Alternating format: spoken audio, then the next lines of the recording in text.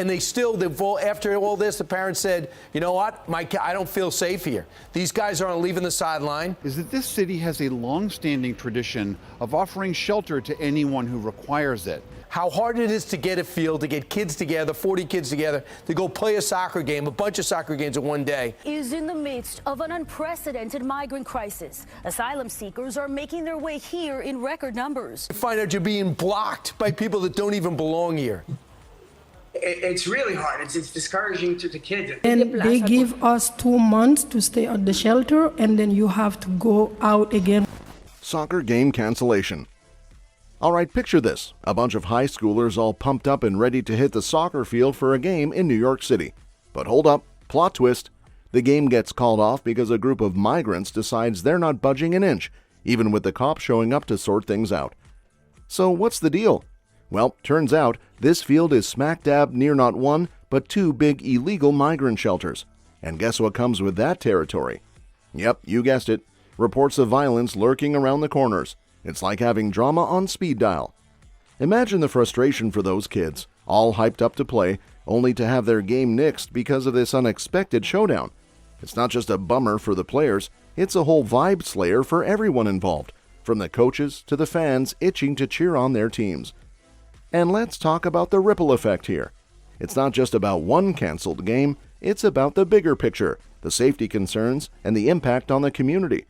When you've got tensions brewing near places where kids should feel safe to play, it's a wake-up call for everyone to step back and figure out how to make things right.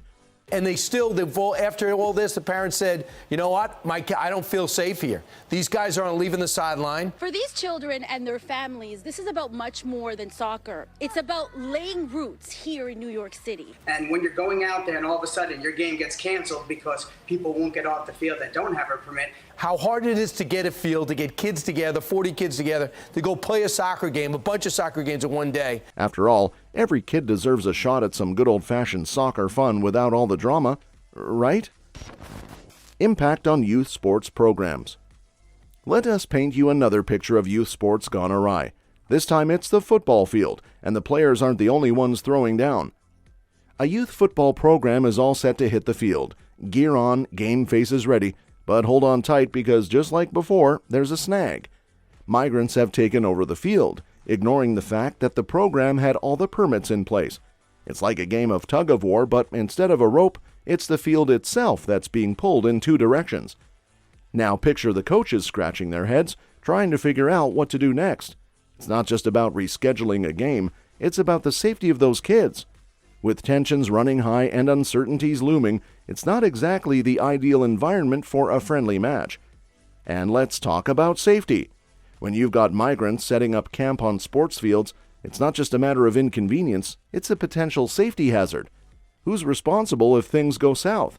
Who's looking out for those kids when the game turns into a turf war? It's moments like these that make you stop and think. Youth sports should be about camaraderie, teamwork, and fun, not about dodging obstacles and worrying about what might happen next.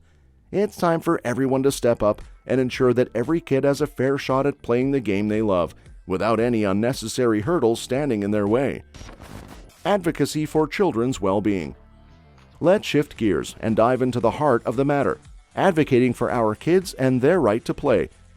When the chaos settles and the dust clears, there's one thing that stands out, a rallying cry for policymakers to sit up, take notice, and think about the impact their decisions have on our communities and, most importantly, our kids.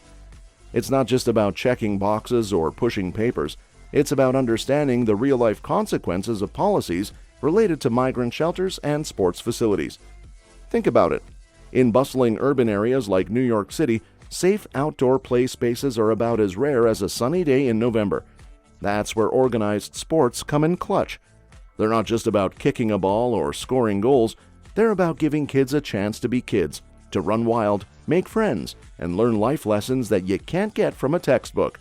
But here's the kicker. When adult concerns start trumping the needs of our kids, we've got a problem. It's like the grown-ups forgot what it's like to be young, to feel the rush of adrenaline on the field, or the thrill of victory after a hard-fought game. It's time to put our foot down and remind everyone that our kids deserve better. So let's make some noise. Let's shake things up, and let's demand that our policymakers start putting our kids first. Helping kids get into focus on school, focus on a career. We're losing a little bit of that dynamic of not putting kids first. And we want to recognize that a little bit. Exactly right. Soccer is so huge in our area, all over the region, right? So You find out you're being blocked by people that don't even belong here. It's really hard. It's discouraging to the kids. The kids need an outlet. An outlet is organized sports, and also sports are great for learning, team benefits. Because when it comes down to it, nothing should stand in the way of a kid and their chance to play the game they love in a safe and supportive environment. Let's keep the focus where it belongs, on our kids, their well-being, and their right to play. Hotel converted into shelter. In the heart of one of New York City's chicest neighborhoods, something unexpected has been happening under the radar. A hotel has been transformed into emergency housing for migrants over the past few months. Mayor Eric Adams' administration recently greenlit a $12.3 million contract to a not-for-profit social service provider to manage a city sanctuary facility for families with children at 235 Meeker Avenue in Williamsburg, Brooklyn, home to the Hotel Le Jolie. The Hotel Le Jolie's conversion into a shelter for migrant families occurred quietly sometime last year as a temporary measure to accommodate the growing need for housing.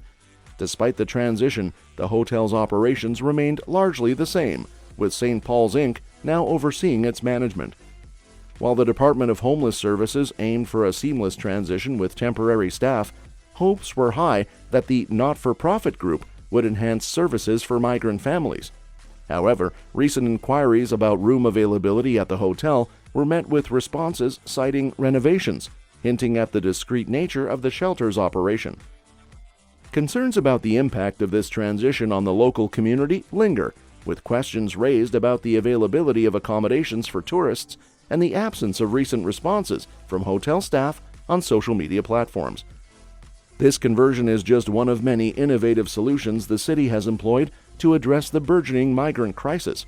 It's the most recent effort by officials to manage a crisis that's seen hundreds of thousands of migrants arrive in northern cities. Kids that is like 18 to 19, until now he doesn't have no school. Is that this city has a long-standing tradition of offering shelter to anyone who requires it. Is in the midst of an unprecedented migrant crisis. Asylum seekers are making their way here in record numbers.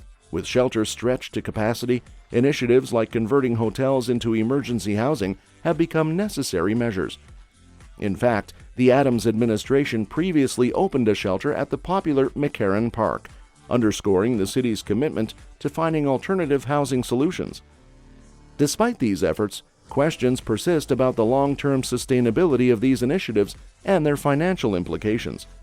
The city's budget for combating the migrant crisis continues to balloon, with estimates suggesting costs could soar to $10 billion through the next fiscal year.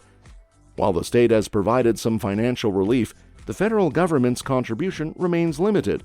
As the city grapples with the challenges posed by an influx of migrants, it becomes increasingly clear that addressing this crisis requires a multifaceted approach and robust financial support from all levels of government. Migrant children selling candy.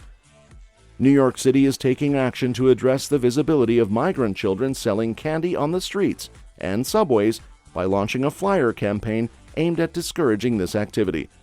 The initiative, announced by Mayor Eric Adams' office, seeks to inform migrant families about the illegality of unlicensed vending and provide them with information on accessing essential services.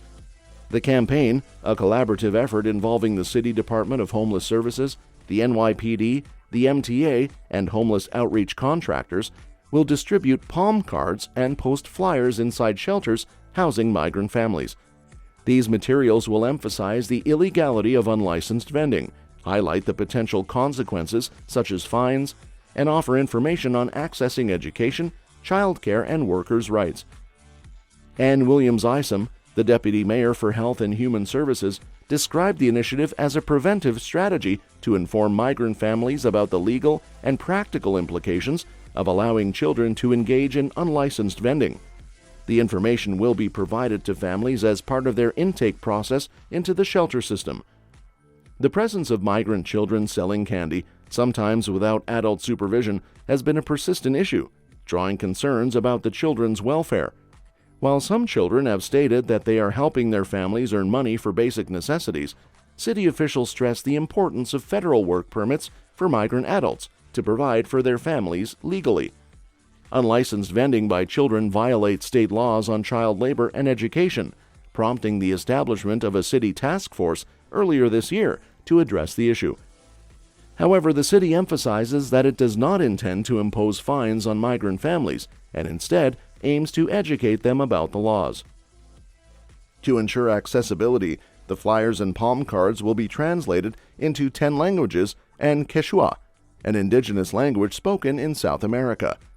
Despite the city's efforts, advocates express skepticism about the outreach plan, citing concerns about the city's shelter policies, which require migrant families to leave or reapply for shelter after 60 days. Advocates argue that this policy impedes families' ability to find work and keep their children in school.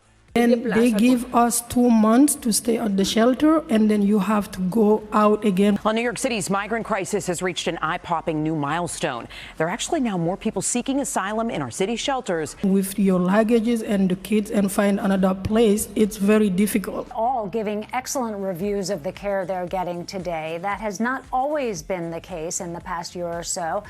Joshua Goldfein of the Legal Aid Society criticizes the city's approach, suggesting that an enforcement-focused strategy is inadequate. Murad Awadeh of the New York Immigration Coalition echoes these concerns, emphasizing the importance of culturally and linguistically appropriate engagement to address the complex challenges faced by migrant families. As the city navigates these challenges, the flyer campaign represents a step towards raising awareness and providing support to migrant families, albeit against a backdrop of broader systemic issues requiring comprehensive solutions. That's all for this video, folks. We'll see you next time.